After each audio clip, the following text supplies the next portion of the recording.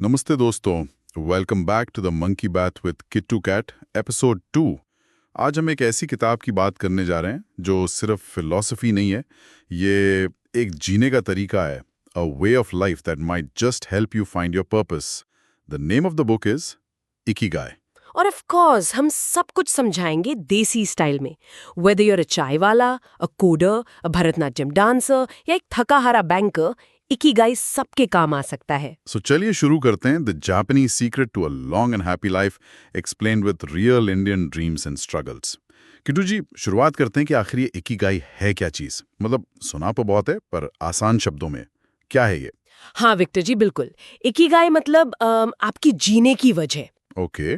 वो चीज जो आपको रोज सुबह बिस्तर से उठने की, मतलब एक जोश दे, एक मकसद दे। अच्छा, जीने की वजह, ठीक है। और ये कोई बहुत कॉम्प्लिकेटेड फलसफा नहीं है। बेसिकली ये 4 सवालों का जवाब है जहां वो मिलते हैं। 4 सवाल, ओके। कौन से हैं वो? पहला तो ये कि आपको सच में दिल से क्या करना पसंद है।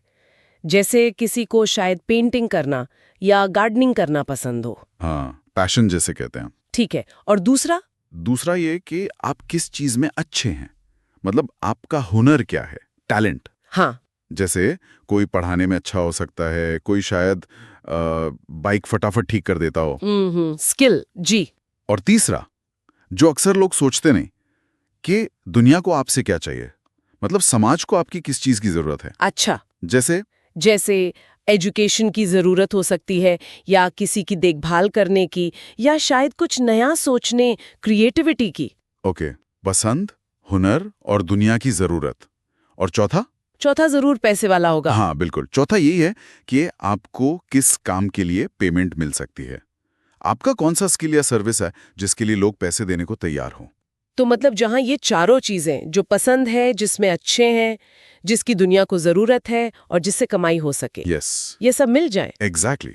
वही है आपका इकिगाई, वो सेंटर पॉइंट। सुनने में तो बड़ा अच्छा लग रहा है, पर क्या ये वाकई इतना आसान है खोजना? देखिए, आसान तो नहीं कहूंगी विक्टर जी, पर नामुमकिन भी नहीं। जैसे दिल्ली की एक लड़की का उदाहरण लें। हाँ बताइए। उसे पेंटिंग का बहुत शौक था और वो करती भी बहुत अच्छा थी। तो ये हो गया पहला। और दूसरा पॉइंट, ठीक है। फिर उसने देखा कि मोहल्ले के बच्चे हैं, उन्हें कुछ क्रिएटिव करने को नहीं मिलता, तो उसने उन्हें सिखाना शुरू किया। ये हो गई दुनिया की जरूरत। अच्छा। और फिर वीकेंड पर छोटी छोटी वर्कशॉप्स करने लगी, जिससे उसे थोड़ी कमाई भी होने लगी। अरे वाह, तो चारों चीजें मिल गई। हाँ, तो ये उसका इकिगाई बन गया। पेंटिंग, सिखाना, बच्चों की मदद और कमाई, सब एक साथ। ये बढ़िया उदाहरण था। लेकिन किट्टू जी, ये तो चलो दिल्ली की बात हुई। असली भारत की, छोटे शहरों की कुछ कहानियां हैं ऐसी? अरे बिल्कुल है। जैसे पटना की रिंकू को लीजिए, मैथ्स ट्यूटर। हाँ, सुना है उनके बारे में। उन्हें मैथ्स से प्यार था बहुत, पर घर के हालात मतलब उतने अच्छे नहीं थे। तो छोटी सी शौनात की अपने घर की छत पर आस पड़ोस के बच्चों को ट्यूशन देना शुरू किया। हिम्मत की बात है। बिल्कुल। और धीरे धीरे बात फैली। वो इतना अच्छा पढ़ाती थी कि बच्चे बढ़ने लगे। फिर उन्होंने सोचा कि उन्हें इसे ऑनलाइन ले जाया जाए। अच्छा। यूट्यूब। हाँ। आज उनकी अपनी ऑनलाइन एकेडमी है यूट्यूब पर। हजारों बच्चे पढ़ते हैं उनसे। तो देखिए, वो अपना पैशन फॉलो कर रही हैं, वो उसमें अच्छी हैं, बच्चों को मैथ्स की जरूरत है और अब वो उसे कमा भी रही हैं, आत्मनिर्भर है। कमाल है, ये हुई ना बात। जुनून, हुनर, जरूरत और कमाई, परफेक्ट इकिगाई। सही कहा। और वो मुंबई वाले वड़ा पाव वाले भैया राजेश जी, उनकी कहानी भी तो कुछ ऐसी है ना? हाँ हाँ, राजेश जी, वो सुबह 4 बजे उठ जाते हैं, एकदम ताज़ा सामान लाते हैं, और सबसे बड़ी बात, अपने ज्यादातर कस्टमर्स को नाम से जानते हैं। हाँ, मैंने पढ़ा था। उनसे किसी ने पूछा कि थकते नहीं, तो बोले, क्या बोले थे वो? उन्होंने कहा, लोग खुश होते हैं मेरा खाना खा के, उनका स्माइल मेरी एनर्जी है।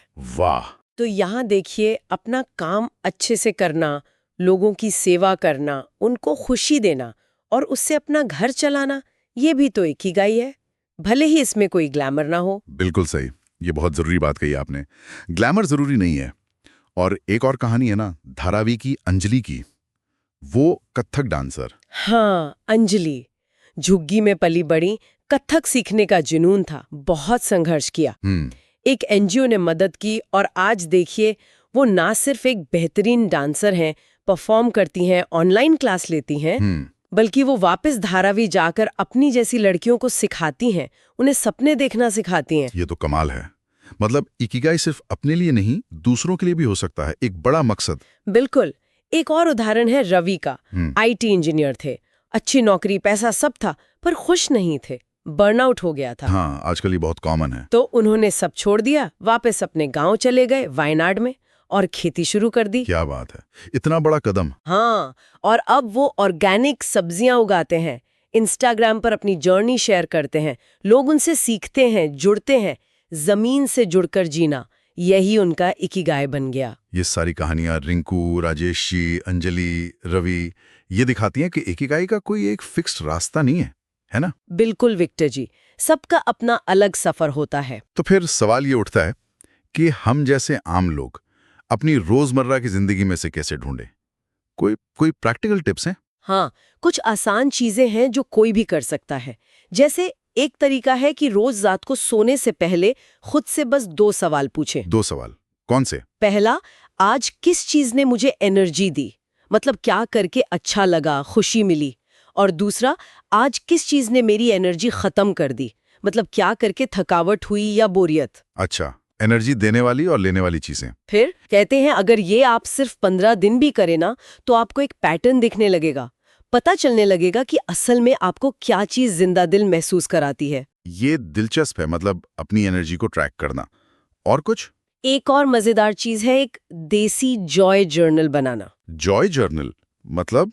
हाँ, मतलब रोज की छोटी छोटी खुशियां लिखना, जैसे आज माँ की मदद की, या किसी दोस्त की साइकिल ठीक कर दी, या गली के कुत्तों के साथ खेलने में मजा आया। अच्छा, छोटी छोटी चीजें। हाँ, क्योंकि ये छोटी चीजें ही अक्सर बताती हैं कि आपका दिल असल में कहाँ लगता है।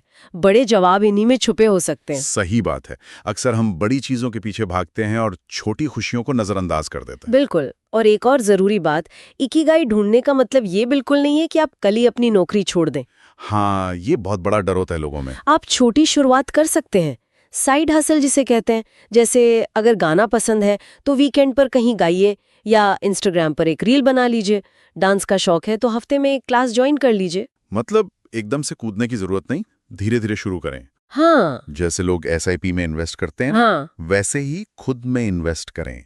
कोई ऑनलाइन कोर्स कर लिया, कोई किताब पढ़ ली, कोई नया स्किल सीख लिया, ये सब आपको आपके इकिगाई के करीब ले जाएगा। ये अच्छा पॉइंट है, खुद में निवेश। और शायद सबसे सिंपल सलाह, सबसे सिंपल शायद यही कि जो भी आपका जुनून है, जो चीज आपको खींचती है, उसके लिए रोज सिर्फ 1 घंटा निकालिए। बस रोज 1 घंटा। हाँ, रोज 1 घंटा पूरी ईमानदारी से उस चीज को दीजिए। धीरे धीरे रास्ता खुद ब खुद साफ होता जाएगा, इकिगाई मिल ही जाएगा। तो किटू जी, इन सब बातों से मतलब सार यही निकलता है कि इकिगाई कोई ऐसी चीज नहीं जो कहीं बाहर रखी है और हमें ढूंढनी है। हाँ, ये तो हमारे अंदर ही है। हाँ, अपने पैशन, अपने हुनर, दुनिया की जरूरत और कमाई, इनके बीच एक सही तालमेल, एक बैलेंस बिठाना है। बिल्कुल। और इसे हम अपनी रोजमर्रा की जिंदगी में ही खोज सकते हैं, बस थोड़ा ध्यान देने की जरूरत है। हाँ विक्टर जी, और शायद सोचने वाली बात यह है कि हमारी इस भागदौड़ भरी जिंदगी में क्या हम उन छोटी छोटी खुशियों पर, उन कामों पर ध्यान दे रहे हैं जो शायद हमारे इकिगाई की तरफ इशारा कर रही हो, जिन्हें हम अक्सर अनदेखा कर देते हैं। ये सच है, सोचने वाली बात है ये तो विक्टर जी, क्या आपका इकिगाई पॉडकास्टिंग है? हाँ, पॉडकास्टिंग, और शायद लोगों को इंस्पायर करना कह सकते हैं। और दोस्तों, अगर आपको ये एपिसोड पसंद आया हो तो लाइक करो, सब्सक्राइब करो और कमेंट करो आपका इकिगाई क्या है। मिलते हैं नेक्स्ट एपिसोड में। अंटिल देन, खुद से प्यार करो, अपनी लाइफ से प्यार करो और इकिगाई ढूंढते रहो।